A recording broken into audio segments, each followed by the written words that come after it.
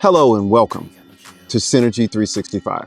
My name is Anson Cooley and I'm the owner of Synergy Credit Union Consulting and Synergy Bank Consulting. For those of you in a rush, there are timestamps in the description below so that you can skip around to the topics that are more pertinent and relevant to you, but I'm going to take my time today. A couple of announcements before we get started. If you haven't signed up already, for the Q's Supervisory Committee Seminar, July 30th through August 1st. Make sure you sign up for it. It is in Monterey, California.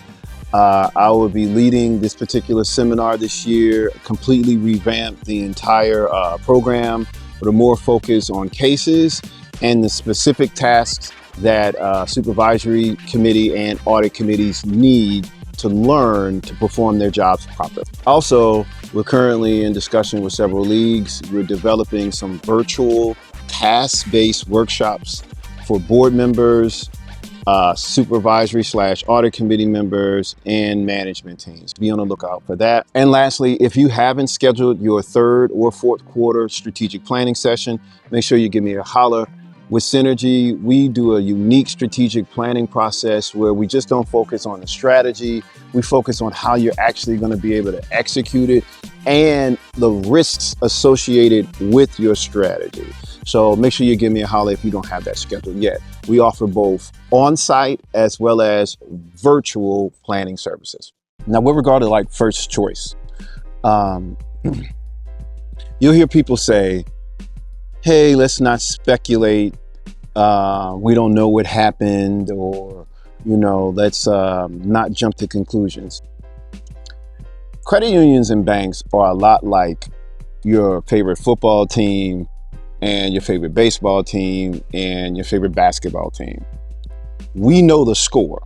We know the wins and the losses. You can see the box score, meaning you can look at the financial statements and look at the inflows and outflows. You can look at one of my my mentors at the OCC.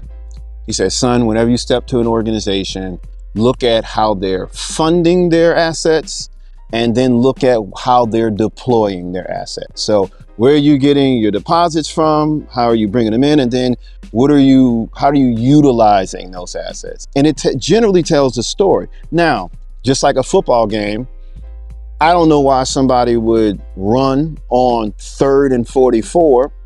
I wouldn't do it. Maybe that person knows why, but I know the outcome. And so when you look at a credit union, you can see the numbers. And if the numbers are accurate, if the external audit firm has been doing their job, you can rely on that information. You may not know the assets are aggregated. So you may not know, for example, with First Choice, the size of each individual CRE loan, the size of each individual C&I loan, but you can see the jump in C&I.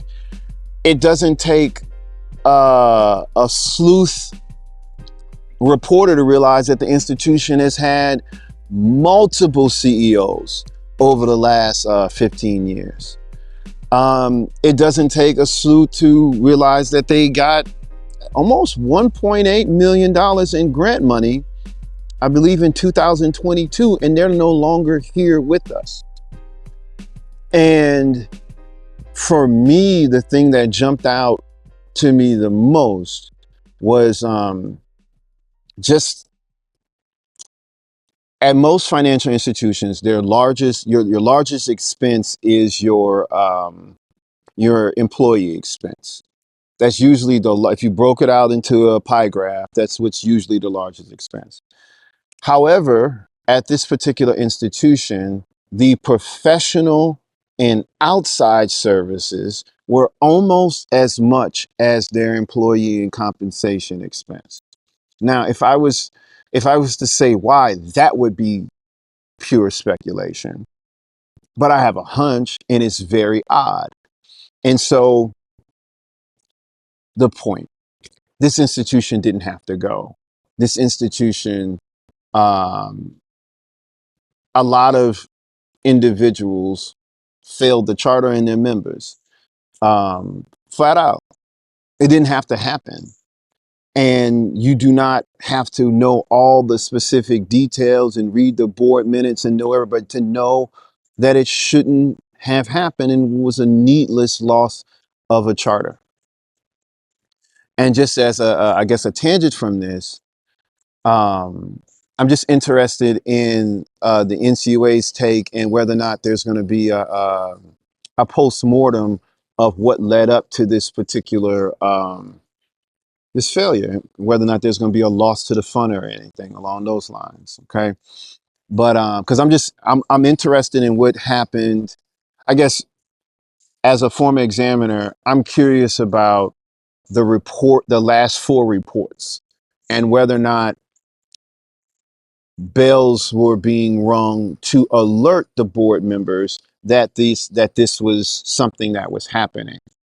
Because honestly, the NCUA, state, whoever could have let them know, but the board could have been like, "Oh, get out my face." You know, you never know until you actually see the situation. And as an outsider, just looking at the numbers, you only have a part of the picture, but you have some of it.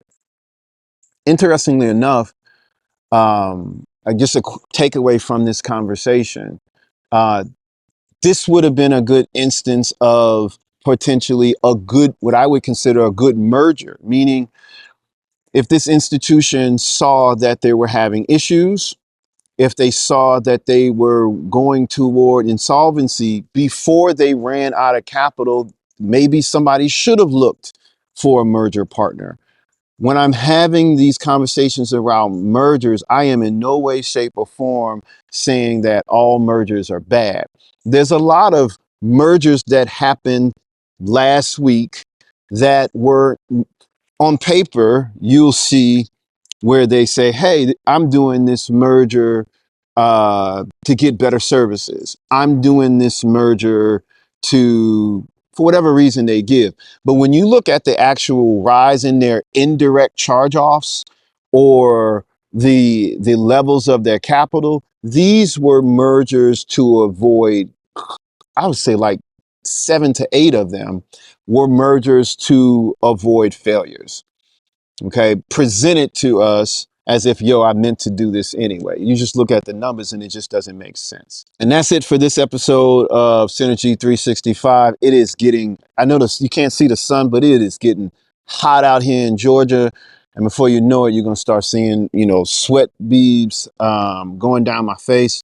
Hopefully, I'll be able to get a couple of more videos out this week, if not next week. I have a video on my heart, 3 in a series, a how to hire series around talent risk and talent management. I want to discuss how to hire an internal auditor, how to hire a chief financial officer, how to hire enterprise risk manager, how to hire CEO. And I want to go into both at a institutional level and at an HR level, because I've been involved in a lot of these interview processes recently, and I'm seeing a lot of the same individuals just going from place to place, and they didn't do their last institution any good. And I'm wondering how they're getting placed again at new institutions because they're going to do the exact same thing. And so I want to kind of just shed some light on how credit unions can reduce their talent risk. Have a great day.